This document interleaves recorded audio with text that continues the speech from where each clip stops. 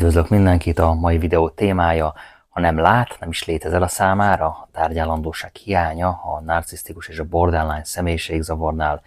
Pszichológiában a tárgy az személyt jelöl, a tárgyállandóság az pedig egy nagyon fontos koncepció a fejlődés lélektanban, amelyet Jean Piaget svájci pszichológus vezetett be. Ez a fogalom, a tárgyállandóság, ez arra utal, hogy egy gyermek az képes felismerni és megérteni azt, hogy az emberek akkor is léteznek és stabilak maradnak az életében, ha éppen nincsenek jelen a látóterében, vagy ezek az emberek nem közvetlenül hozzáférhetőek. Piaget szerint ez a képesség körülbelül 18-24 hónapos korban alakul ki, tehát a kisgyermek azt tudja, hogy ha nem látja éppen anyát, akkor is létezik anya. Ez egy alapvető biztonságérzetet tesz lehetővé a kisgyermek számára, hogy nyugodtan felfedezze a világot, hiszen tudja, hogy anya az vissza fog térni, anya az nem hagyott el örökre. Tárgyállandóság hiánya tehát segít a gyermeknek szeparációs szorongás leküzdésében, és hozzájárul egészséges kötődési minták kialakulásához. Mikor a gyermek megtanulja, hogy az emberek állandóak, tehát kialakult nála a tárgyállandóság, az alapot teremt a későbbi stabil kapcsolatokhoz és az érzelmi önszabályozáshoz az életében. Tárgyállandóság hiánya az a korai gyermekkori tapasztalatokra vezethető vissza, tehát ha egy gyermek nem kap elégséges és állandó érzelmi támogatást, biztonságot a szüleitől vagy a gondozóitól, akkor nem alakul ki megfelelően az a képessége a gyermeknek, az embereket, tehát a külső világot, a külső embereket érzelmileg stabilnak, megbízhatónak tekintse, amikor nincsenek jelen, tehát amikor nem látja a két szemével őket. Továbbá, ha gyakori elhagyatottság, érzelmi elhanyagolás, ez is nagyon súlyosan károsíthatja az érzelmi fejlődést, a bántalmazás, a fizikai vagy az érzelmi abúzus, szintén jelentősen hozzájárulhat ez a problémához, hogy nem tud kialakulni a tárgyállandóság. Továbbá ott van még az érzelmileg instabil családi környezet, ahol a szülők viselkedése kiszámíthatatlan, inkonzisztens, következetlen, ez szintén egy nagyon magas kockázati tényező. Továbbá megemlíthetjük még ide a genetikai hajlamot és a biológiai tényezőket is. Ezek is szerepet játszhatnak, mivel bizonyos emberek érzékenyebbek lehetnek a stresszre és a különféle traumatikus helyzetekre.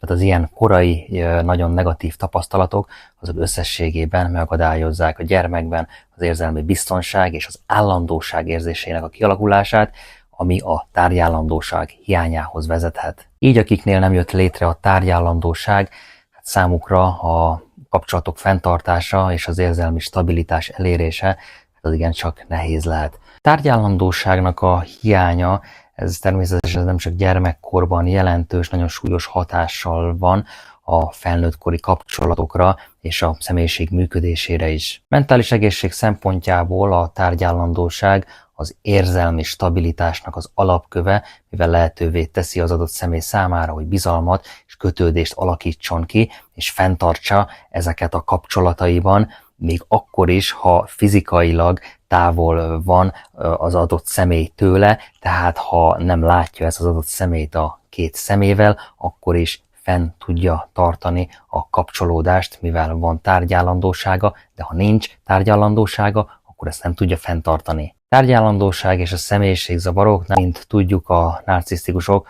azok igencsak erősen küzdenek azzal, hogy másokat stabil, de legfőképpen azzal, hogy különálló egyénként érzékeljenek, akiknek saját érzelmi szükségleteik és autonómiájuk, tehát önállóságuk van. Narcisztikusoknál megfigyelhetjük, hogy a saját önértékelésük fenntartása érdekében másokat idealizálnak vagy leértékelnek, és ezek a szélsőségek, ezek lehetetlenné teszik számukra a stabil és tartós kapcsolatok kialakítását. Narcisztikus személyiségzavarnál nem beszélhetünk tárgyállandóságról. Tárgyállandóság hiánya a narcisztikus személyiségzavarnál, itt van az idealizálás és a devalválás, tehát a leértékelésnek a ciklusa.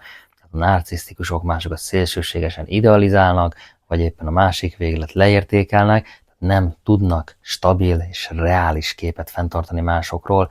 Ott van az érzelmi instabilitás így a kapcsolatokban, tehát nem tudnak a narcisztikusok kapcsolódni partnerükhöz, amikor a partnerük az fizikailag távol van, mondhatni, hogy a narcisztikus elfelejti. Most ez az elfelejtit, ezt nem úgy kell elképzelni, mint aki nem tudja, hogy ki vagy, nem emlékszik rád, természetesen emlékszik, de mivel nem vagy fizikailag jelen, tehát nem vagy a látóterében, nem lát téged a két szemével, így egyszerűen nem keres, nem érdeklődik, nem ír, nem hív, így a kapcsolódását azt nem tudja fenntartani feléd, mivel nincs tárgyállandósága. Borderline személyiségzavaros személyeknél a tárgyállandóság hiánya az még drámaibb és még közvetlenebb hatásokkal járhat. Borderline-ok szenvednek attól, hogy képtelenek stabil és egy következetes képet kialakítani és fenntartani másokról, ez pedig azt jelenti, hogy a kapcsolataikban borderline-oknál megfigyelhetjük itt is az idealizálás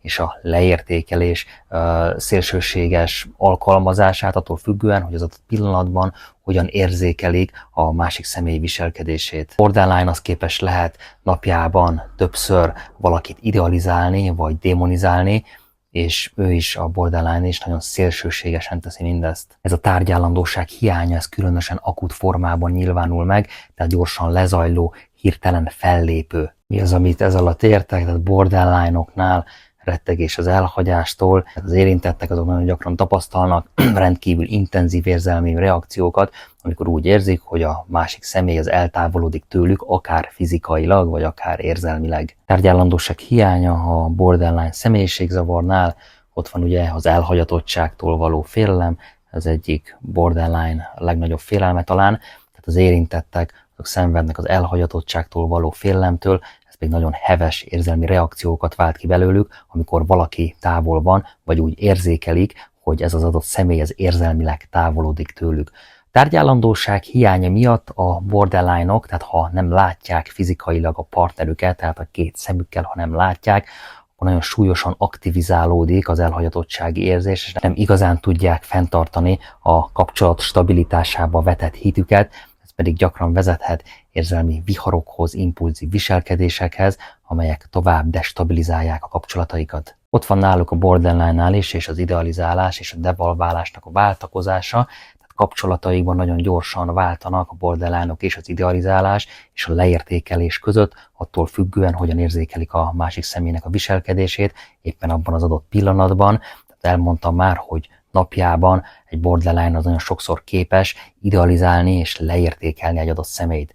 Meg lehet még náluk említeni az impulzív viselkedés, tehát az érzelmi instabilitás, az érzelmi diszreguláció miatt. Gyakran a borderline-ok nagyon impulzívan cselekednek, ez pedig tovább nehezíti a hosszú távú kapcsolatok és a személyes stabilitásnak a fenntartását. Mind a narcisztikusoknak, mind pedig a borderline-oknak pszichoterápiás foglalkozások segíthetnek élhetőbb kapcsolatok kialakításában. Sok évnyi pszichoterápiával nagyon jó eredmények érhetőek el, jelentősen javulhat az életminőség, akik hajlandóak igénybe venni a pszichoterápiás foglalkozásokat. Ennyit a tárgyállandóságról és a tárgyállandóság hiányáról, ugyanis mutatkozhat meg ez egy narcisztikusnál és egy borderline-nál. Köszönöm a figyelmet, ha informatívnak találtad, nyomj egy lájkot, csatornámon nagyon sok videó van már, közelítünk a 400-hoz, lehet valamelyik kérdésedre megtalálod a választ, nézz szét, köszönöm a figyelmet!